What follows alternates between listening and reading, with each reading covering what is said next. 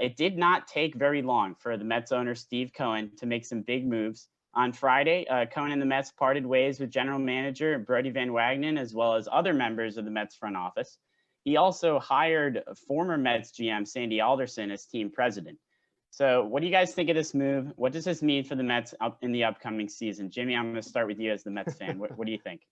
I'm going to quote the words of Laura Albanese from Newsday, who said that Steve Cohen Thanos snapped the Mets front office out of existence. But that's what happened here. And we kind of knew this was going to happen. I didn't think it would happen within 3 hours of Steve Cohen officially purchasing the team, but we thought at some point they were going to clean house in the front office. Sandy Alderson's going to be the team president, and he's going to have a GM and a president of baseball operations underneath him. They're going for the Dodgers, the Cubs model, if you will, where Sandy Alderson is going to be the president of everything, right? Communications, PR. It's not just the baseball operations side of things. So who he hires as his GM, as the president of baseball operations, I think will be very interesting. Was I surprised to see the Mets front office clean house? No, because you have a new regime coming in. You have Brodie Van Wagenen, who frankly was a bad GM for the Mets. He made the J.D. Davis move, which was a really good deal, but otherwise the sum of his other moves served to deplete the farm system and not make the team appreciably better in the short term to justify doing so. Right, the Cano and Edwin Diaz trade was an absolute disaster, and some other moves that he made were just completely unnecessary as well. So the hope is that whoever they bring in here to run the baseball operations with the Mets will make smarter moves than that, and I think they will. I think Sandy Alderson's going to put smart people underneath him. The organization basically is going to report to Sandy Alderson, is what it sounds like. So I'm very hopeful with the Mets here. I think as long as they hire the right people, they need to kind of expedite it because they haven't really been able to do any interviews with conflicts of interest and whatnot. So I think the Mets are in a really good spot here. I think, as much as you hate to see people lose their jobs yesterday, I think it kind of had to happen, and we knew it was happening anyway. So that's out of the way.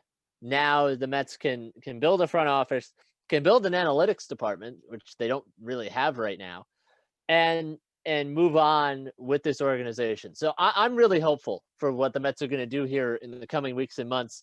And I think they are on the right track with smart people in charge.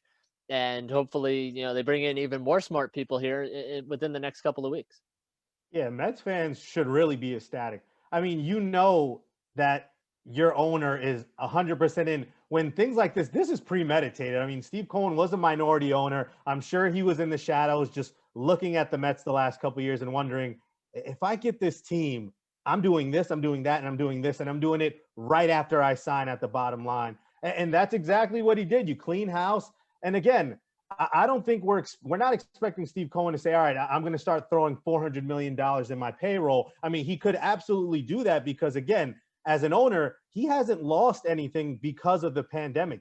A lot of these MLB owners are going into next season a little bit strapped because of the revenue losses that they've suffered from not being able to have a full season, a normal season with full capacity. So Steve Cohen's kind of going in saying, hey, I have all my money. If I want, I can go all in. But Mets fans probably don't need him to do that. They're set up. I mean, if he can just add some money into that bullpen, you get Syndergaard coming back. You still have DeGrom. Seth Lugo is there. He's been as dependable as he's been this last season. And then that offense, the pieces are there with Alonso. If you want to trade Rosario for Lindor, that's up to them. But again, I think Steve Cohen has put out the template that, hey, we're starting brand new, we're starting fresh, and we're going to be a top 10 spender in Major League Baseball. We just have to be, because as I mentioned at the top of the show, the Mets really are a few pieces away from being a World Series contender. Without a doubt, they have the building blocks there on offense and in their pitching staff. Again, it's just up to them. Are they willing to spend that extra $50 to $100 million to shore up other parts of that team? And Steve Cohen, he's going out and he's telling fans, hey, what do you guys want? Tell me. I want that feedback. And with his decisions coming quick and swift, I think, Sam, it's safe to say that Steve Cohen is all in, and Mets fans should be absolutely excited for what next season will bring once free agency and these winter meetings begin. Yeah, I mean, like you guys talked about at the top of the show, I mean, Cohen's just a breath of fresh air for this organization. I mean, it was only a matter of time that Brodie Van Wagenen was gone, and it was the right decision, obviously. I'm interested in seeing who Cohen looks for a replacement at GM, or who Sandy Alderson looks for as well. I think also Rojas at the manager position, his job might be in a little bit of a question here. He obviously was dealt kind of a tough hand after Carlos Beltran left, and short season and a bunch of unique situations there that he was kind of dealt with immediately. But I'm really interested in seeing what the Mets do in free agency. Like you said, Andrew, I think there's certainly guys out there, and Cohen has the checkbook if they really want to go out and get somebody like Francisco Lindor, who they already said, he won't be starting with the Indians on opening day, supposedly. So that's a potential guy they could go get. I know Trevor Bauer's on the out there in free agency too. George Springer, those guys are a little bit, further reaches for the Mets. Who knows if that would happen? They might not be the best fits, but they are out there, and I'm very curious to see what Cohen does, because this front office for the Mets that he handpicks himself. But overall for the Mets, I think it's an exciting time to be a Mets fan. Certainly is. And, you talk about the free agents out there, and you talked about Luis Rojas. I'm going to stick my neck out for Luis Rojas. He deserves another shot because he was dealt a tough hand, as you said, last season. His decisions, you could argue with them. There was a rationale behind all of them. And Mickey Callaway managed by the seat of his pants. Everybody knew that.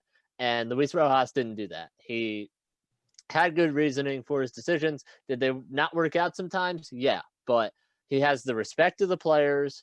He has, experience now being a major league manager for a season, short as this one may have been. So, yes, I think he deserves another shot, and I think he could be the manager of the future for this team.